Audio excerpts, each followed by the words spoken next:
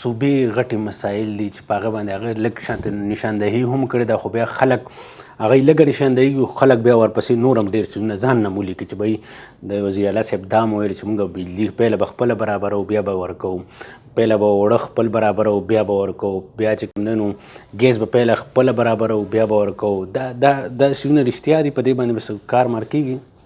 ګورئ مسلې خو ډېرې دي. مطلب وایي چې 18 ترمیم کې لکه بس ثبوت او اختیارات دي.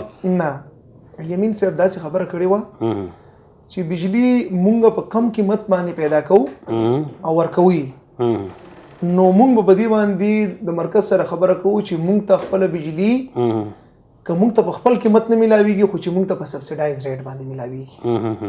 همدغه شانتي د ګیس کوم مونږ پروډکشن دی چې بیا هغه شانتي خیبر پښتونخوا ته میلاویږي، نو هغه ویلي چې زه به بې دا خبره کوم او هغه په دې باندې ډیر ورکینګ دی.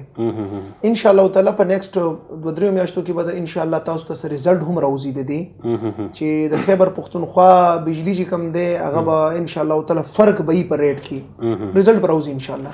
صحیح دی جی. ستاسو جهان مننه، تاسو خپل قیمتي وخت موږ ته راکړ. اصل کې موږ به ډېر زیات ګپ شپ لګول، خو موږ ډېر په سیریس موضوعات، تاسو هغه ټول کیریر داسې سیریس و، نو ما زه پکې داسې ما ته موقع میلاو نه شوه چې زه پکې هغه سوالونه کوم. بهرحال الله دې وکړي ستاسو د کومې نیکې ارادې دي او د دې قوم په ښه باندې بدلې شي، او ستاسو چې کوم هغه خیالات دي، کوم سوچ دی، کوم فکر دی چې هغه د صوبې دپاره د وطن دپاره چې کوم دی نو بختور شي. ستاسو یو جهان مننه، خوشحاله اوسئ. ولس به م ګوري، څه پیغام به ورکوئ تاسو؟ زما ټول څومره چې پښتانه دي هغو ته دا وایم چې په دې وخت کې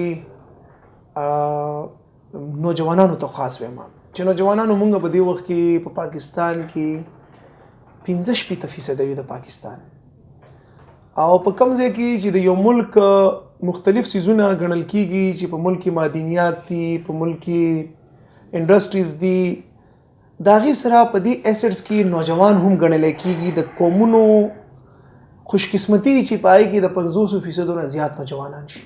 راځئ چې د دې قوم د پرمختګ، د دې قوم په ترقۍ کې هر انسان د خپل ځان نه آغاز وکړو او په دې کې خپله حصه واچو او یو کردار ادا کړو، او هر هغې ځای کې چې په کوم ځای کې مونږ پاکستان په مخې بوتلی شو، هلته چې کوم دی مونږ ودرېږو او د یو بل مټې مضبوطي کړو.